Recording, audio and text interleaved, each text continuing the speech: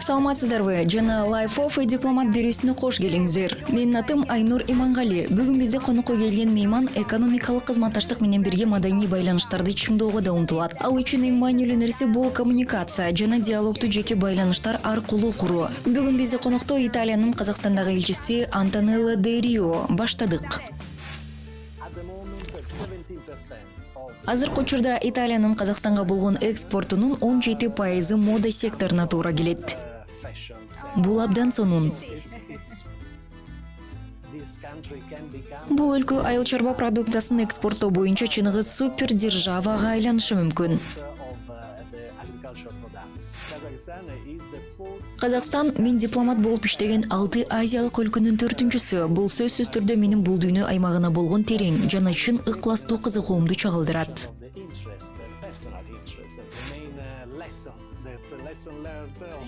Мен алган негизги сабак бул диалог. Ким менен баарлашпаңыз, ошол адамдар менен болгон диалог жеке да, кесиптик да жашоону байытып коет.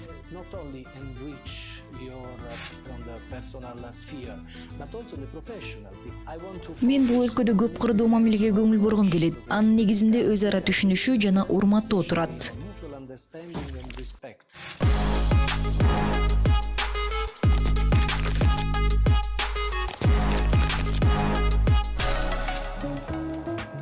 Кутмандуу күн, урматтуу элчи мырза. Саламатсыздарбы? Италия элчилигине кош келиңиздер.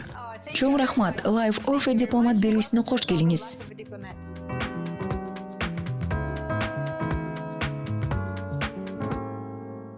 Бир вариантты тандаңызчы. Казак тамагыбы же ризоттобу? Казак тамагы. Казак күүсүбү же Ла Скаладагы ариябы? Миландагы Ла Скала театрыбы? Ооба, дал ошол. Анда операны тандайм. Казак эпостары же Рим мифтери? Казак эпостары кызыктуу угулат. Нурузбу же Венециядагы карнавалбы? Венеция карнавалы бул ажайып. Борсук менен чайбы же капучино менен тирамису? Борсук менен чай. Кең талаада ат минүү же Римде Веспа мотореллерине минүү? Мен өзүм Римден болгондуктан албетте талаада ат минүүнү тандайм. Астана операбы же Римдеги пантеонбу? Римдеги пантеон. Дантенин поэзиясыбы же Абайдын акыл насааттарыбы? Абайдын акыл насааттары. Колизейдин таштарыбы же Алтын адамдын соот жарагыбы? Алтын адамдын соот жарагы. Дольче Витабы же көчмөндөрдүн эркиндигиби? Экөөнүн ортосундагы нерсе. Эгер сиз италиялыктарга казак салттарынын бирин үйрөткүңүз келсе, кайсыны тандап, эмне үчүн дал ошону тандар элеңиз? Суроону так түшүнгөн жокмун. Эч нерсе эмес, алдыга уланта берели. Сиз жашоо философиясынан Дольче Вита менен көчмөндөрдүн эркиндигинин ортосундагыны тандадыңыз. Туурабы? Туура, экөө тең сонун, экөөнү тең тандай бергим келди.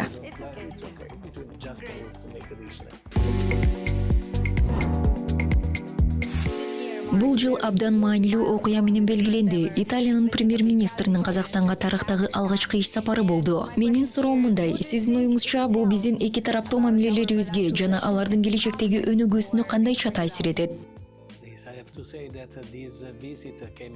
Мен айта кетишим керек, бул сапар абдан ыңгайлуу убакта болду. Анткени ал Италиянын бул дүйнө аймагына чоң көңүл буруп жатканын көрсөтөт. Борбор Азиянын өсүп жаткан маанисин таануу. Бул жөн гана экономика жана соода тармагында эмес, маданий чөйрөдө да орун алууда. Бул эң жогорку деңгээлдеги сапар менен дагы бир жолу ырасталды. Чындыгында эле премьер-министрдин келиши чоң мааниге ээ болду. Бирок муну менен эле чектелбестен президент Токаевдин Италияга барганын жана президент Матарелланын Астанага келгенин да унутпоо керек. Булардын баары 1,5 жылдын ичинде болду. Андан сырткары акыркы 3 жылдын ичинде биздин өлкөлөр ортосунда 16 жогорку деңгээлдеги расмий сапар болду. Ошол сапарларда Казакстан мамлекеттик органдарынын өкүлдөрү Италияга барышса, италиялык делегациялар бул жакка келишти.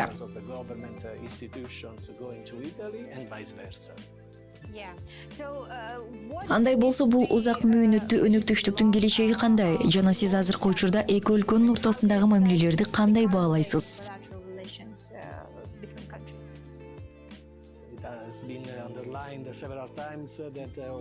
Көп жолу белгилегендей, биздин кызматташтык буга чейин эле абдан маанилүү деңгээлге жетти, айрыкча экономикалык тармакта.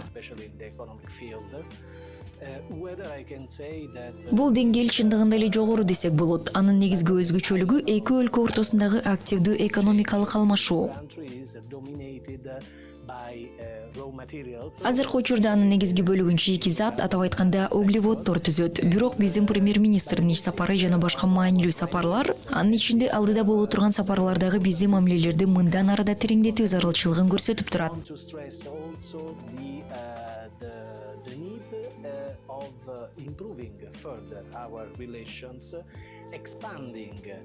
Бул кызматташтыкты экономикалык гана эмес, башка тармактарда да кеңейтүү керек. Өнүгүү үчүн чоң потенциалы бар бир катар өнөр жай тармактары бар. Ошондой эле маданий кызматташтыктын да мааниси зор. Мен маданий дипломатияга абдан чоң маани берем. Анткени маданий алаканы бекемдөө аркылуу бири-бирибизди жакшыраак түшүнүшүүгө жана таанып билүүгө мүмкүнчүлүк ачылат. Cultural dimension can also increase the knowledge. Бул өз кезегинде экономикалык байланыштардын өнүгүшүнө да оң таасир этет.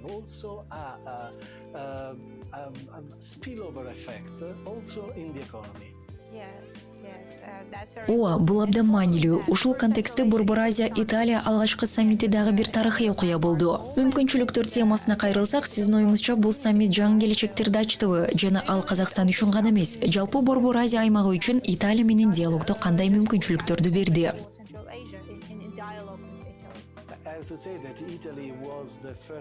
Айта кетүүчү нерсе, дал Италия батыш өлкөлөрүнүн ичинен биринчи болуп бул форматты демилгелеген. Алгач тышкы иштер министрлеринин деңгээлинде башталып, кийин өкмөт башчылары жана мамлекет башчылары деңгээлине көтөрүлдү. Бул дагы бир жолу Италия өкмөтүнүн бул аймакка канчалык чоң маани берип жатканын тастыктайт.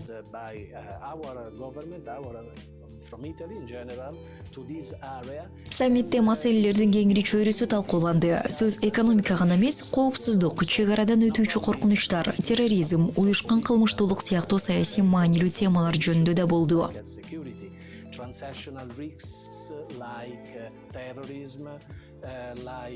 Бул саммит Европанын алдыңкы өлкөлөрүнүн бири болгон Италия менен Борбор Азия мамлекеттеринин ортосундагы тыгыз координацияга жол ачты. Бул былтыр Чыңгыран айында болгон жогорку деңгээлдеги жолугушуунун логикалык уландысы болду.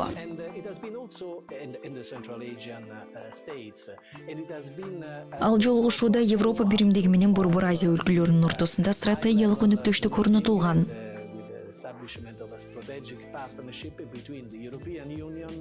Мен ишенем, Италия дал ушул маанилүү аймакта Европа демилгесинин алдыңкы сабында боло алат.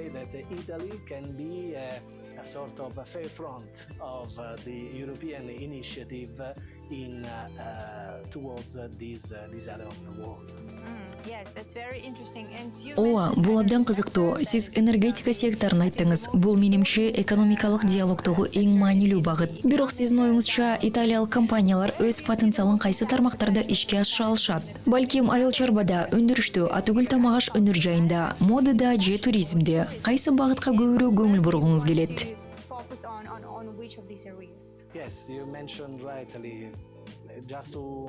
Ооба, сиз абдан туура белгиледиңиз. Эгер мода тармагын алсак, италиялык кийим-кечек Казакстанда абдан жогору бааланат.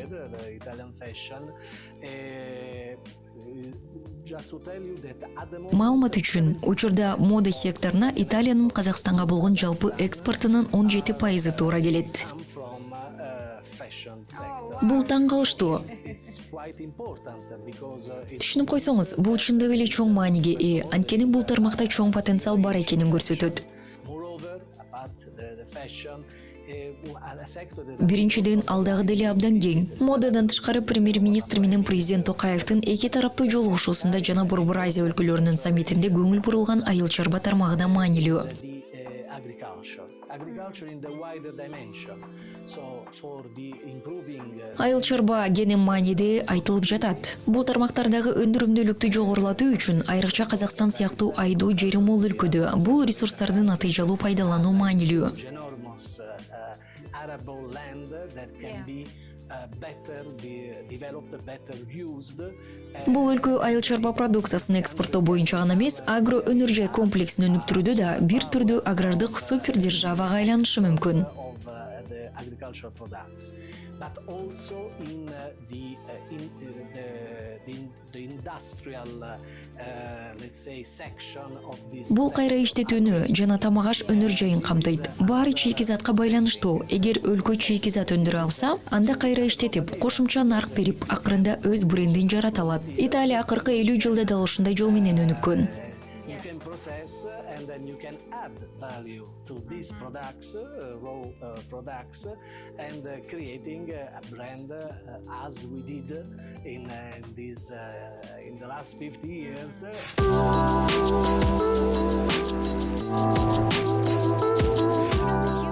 Биз билебиз, сиз жакында эле болгону бир нече ай мурун Италиянын Казакстандагы элчиси болуп дайындалдыңыз. Ооба, бир нече ай мурун. Казакстандын маданияты, коомчулугу келгенден бери кандай таасир калтырды? Эң эсиңизде калган нерсе кайсы болду? Since you arrived here, what was the most memorable thing? No, absolutely. It was. I was impressed. Мен адамдардын чын ыкластыгы жана кең пейилдиги менен абдан таасирлендим. I've been hosted. Мени чоң жылуулук жана меймандостук менен кабыл алышты. Чынын айтсам, бул мени абдан таасирленти. Анткени көп учурда муну сезүүгө айлар талап кылынат. You need. I've been in several countries during my professional life. Дипломатиялык кызматымдын жүрүшүндө ар кайсы өлкөлөрдө болдум жана адатта адаптация үчүн убакыт керек. The local people. Here I've been welcomed immediately. Өзүңдү үйдөгүдөй сезиш үчүн, бирок бул жерде мени дароо эле кабыл алышты. Көп жылдан бери жашап жүргөндөй сездим өзүмдү. Essential for the diplomat because Бул өтө маанилүү, айрыкча дипломат үчүн. Анткени бизди өлкөгө бир нече жылга жиберишет. Эгерде адаптация мезгилин кыскартууга мүмкүн болсо, анда ишке бат эле киришип, startup time. өз милдеттерибизди натыйжалуураак аткара алабыз. Бул өлкө мага ушундай чоң артыкчылык тартуулады деп эсептейм. Is a great advantage that this country gave to me. Let's talk about your Келгиле, сиздин кесиптик жолуңуз жөнүндө сүйлөшөлү. Дипломатияда укмуш карьера артта калды. Элчи кызмат ордуна жеткирген кесиптик жолуңуздун айрым урунтуу учурлары менен бөлүшүп бересизби? to this ambassadorship. Yes, I should say that my Ооба, айта кетишим керек. Быйыл менин дипломатиялык карьерамдын дээрлик 30 жылдыгы белгиленет. diplomacy, and I had the chance to pay visit to several countries. Ар кандай өлкөлөрдө иштөө, узак мөөнөттүү миссияларды аткаруу бактысына туш болдум. Анын ичинде бул жердегидей Казакстандагы миссия да бар. The chance to pay visit to countries, especially I have to say Kazakhstan is the fourth Asian country. Казакстан бул мен дипломат болгон 6 өлкөнүн ичинен 4-чү азиялык өлкө. Бул сөзсүз түрдө бул аймакка болгон жеке жана чын дилдин кызыгуумду чагылдырат. Interest, the personal interest that I have in this area of the world, of course. Албетте, Азия бул көптөгөн маданияттарды, элдерди жана тарыхтарды камтыган чоң континент. But during my professional life, I Бирок кесиптик ишмердигимдин жылдарында мен экономикалык жана өзгөчө маданий алмашуунун маанисин жана дипломатиянын ролун тереңирээк түшүнүү мүмкүнчүлүгүнө ээ болдум. cultural exchanges and diplomacy Өзгөчө тажрыйбаны Түштүк Кореяда жана Гонконгдо иштеп жүргөндө алдым. here in Hong Kong. At the same time, I had Ошол эле учурда мен чоң саясий өзгөрүүлөрдүн күүсү болдум. Мисалы, Тунисте араб жазында болуп, бийлик алмашкан жана туруксуздук мезгилинде иштедим. was in Tunisia because I was there when there was a so-called Arab Spring. And so Ошондой эле жакынкы чыгыштагы татаал геосаясий кырдаалда, тактап айтканда, Иранда кызмат өтөдүм. follow up. I had the opportunity to also to confront to Ал эми Косоводо постконфликттик чөйрөдө иштедим. Анда туруктуулукту орнотуу жана ишенимди чыңдоо чаралары талап кылынган. Себеби бул мамлекет акыркы 20 жыл ичинде гана пайда болгон. adjustments and also confidence building measures when I've been assigned to Kosovo. That is a country emerging in the last 20-25 years. Ушундай ар түрдүү жана абдан шыктандыруучу тажрыйбадан кандай сабак алдыңыз? They gave these very hugely diversified experiences gave me the Мындай көп кырдуу тажрыйба мага эң башкысы бир маанилүү түшүнүктү берди. Бир нече сөз менен айта турган болсом, бул чыдамкайлык жана ар бир өлкөнүн маданий, экономикалык жана социалдык өзгөчөлүктөрүнүн терең түшүнүү зарылчылыгы.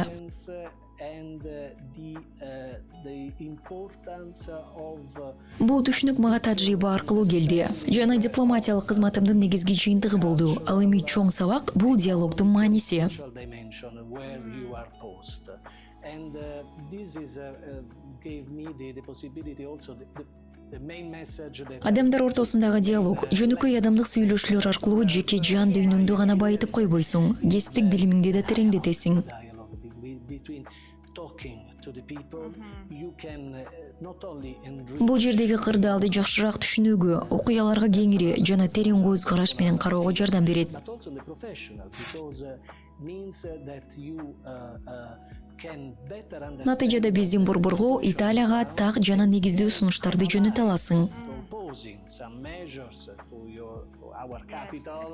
Бул абдан маанилүү болуп жатат. We are advisors as an ambassador. You are an advisor to your capital, and you are the fair front. Биз өз өлкөбүздүн кеңешчилери катары иштеп, Италияны башка өлкөдө таанытабыз. Ошондуктан чыныгы кырдаалга мүмкүн болушунча дал келген маалыматтарды берүү жана билдирүүлөрдү түзүү абдан маанилүү. Near to the real situation, so that Бул биздин өлкөгө өзүнүн тышкы саясатын так жана өз убагында тууралоо мүмкүнчүлүгүн берет. their policies in a better way, because Акыры биздин ишибиздин өзөгү ар дайым диалогду издөөдө, чыр чатаксыз жана согушсуз адилеттүү жана тең салмактуу чечим табууга умтулууда жатат. Бул чындыгында чоң мааниге ээ.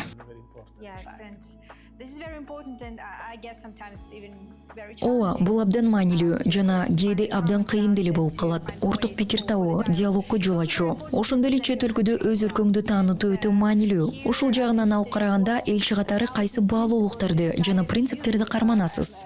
in your role as a diplomat and in your role of representing your country. is important for me, is essential. Мен үчүн бул абдан маанилүү жана ар дайым өз баалуулуктарымдан тайбоого аракет кылам. I have an official. Мен иштеп жаткан өлкөдө расмий кызмат ордун ээлеп, мамлекеттин кызыкчылыктарын жагылдырам. I'm a human being, so Бирок ошол эле учурда мен адам бойдун калам жана дал ушул адамдык өлчөм аркылуу өз ойлорумду жеткирүүгө умтулам. as an advisor, as a person that can. Кеңешчи катары формалдуу алкактан чыгууга мүмкүн болгон маектеш катары. Мындай ыкма ишеним орнотууга гана эмес, биздин ишибиздин натыйжалуулугун кыйла жогорулатууга шарт түзөт. Dimension, because through this is also possible to make also a better job.